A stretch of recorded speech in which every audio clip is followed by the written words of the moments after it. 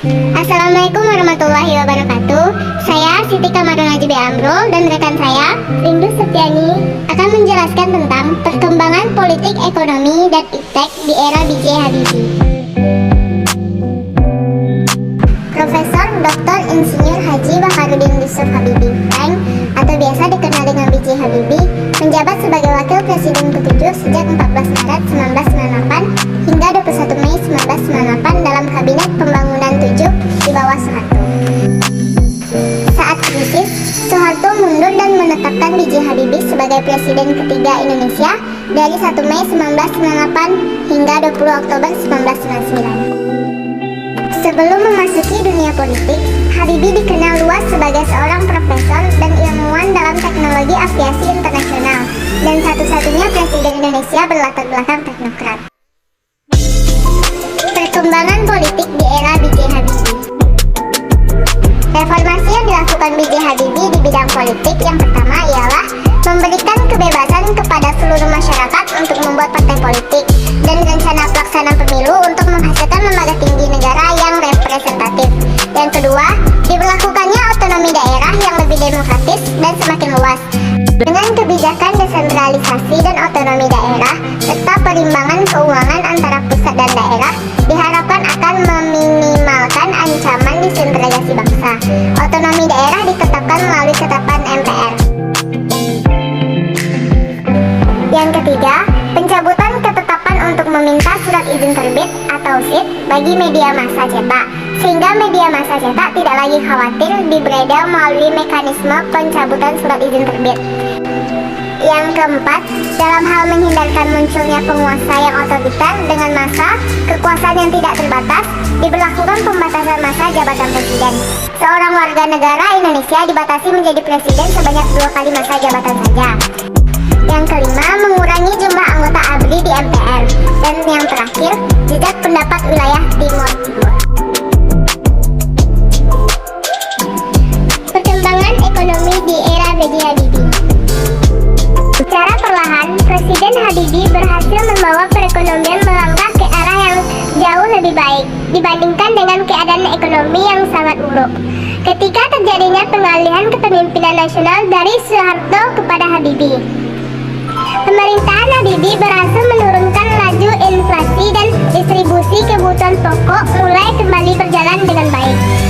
Selain itu, yang paling signifikan adalah nilai tukar rupiah mengalami penguatan secara simultan hingga menyentuh 6.700 per dolar Amerika Serikat pada Juni 1999. Reformasi ekonomi mempunyai 3 tujuan utama, yaitu yang pertama, merestrukturisasi dan memperkuat sektor keuangan dan perbankan. Yang kedua, memperkuat basis sektorial ekonomi. Yang ketiga, menyediakan jaringan pengaman sosial bagi mereka yang paling menderita akibat krisis. Yang keempat, mengesahkan Undang-Undang Nomor 5 Tahun 1999 mengenai larangan praktik monopoli dan persaingan yang tidak sehat. Dan yang terakhir, mengesahkan Undang-Undang Nomor 8 Tahun 1999 mengenai perlindungan konsumen. Perkembangan iptek di era B.J. Habibie. Habibie perlu 21 tahun setelah kembali ke Indonesia sejak 1974 untuk berhasil membangun kepercayaan bangsa kita menjadi bangsa berteknologi tinggi. Tepatnya pada Agustus tahun 1965, melalui Habibie, pesawat terbang produksi pertama Indonesia berhasil dinaikkan ke udara.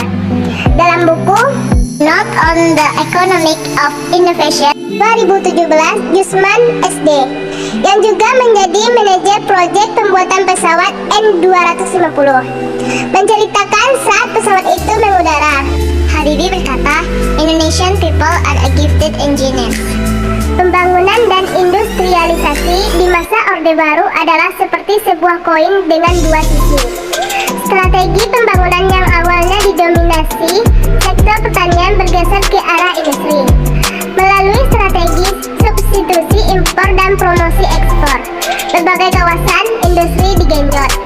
Pada fase selanjutnya, melalui kelompok industri strategi, berbagai industri dengan teknologi tinggi dikejar. Strateginya adalah melalui pembudayaan teknologi atau learning by by doing dan mengirimkan ribuan mahasiswa ke berbagai kampus ternama di luar negeri.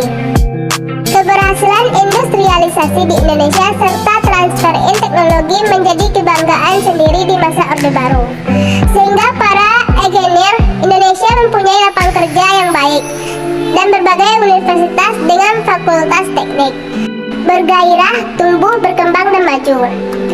Habibie telah menjadi ikon bagi sukses industrialisasi dan kemajuan teknologi di masa lalu.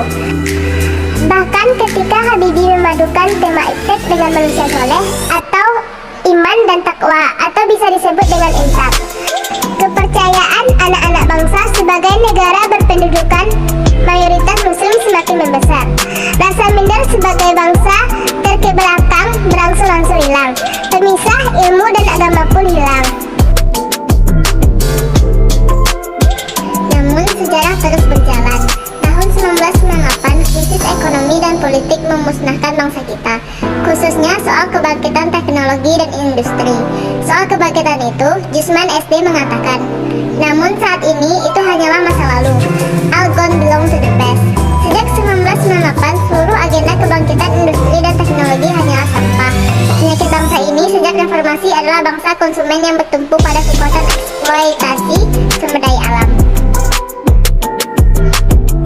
Habibie meninggal dunia pada tanggal 11 September 2019 pada pukul 18.05 di RSPAD Gatot Subroto dikarenakan gagal jantung. Cukup sekian pembahasan dari saya dan rekan saya. Bila ada kata-kata yang kurang mohon dimaafkan.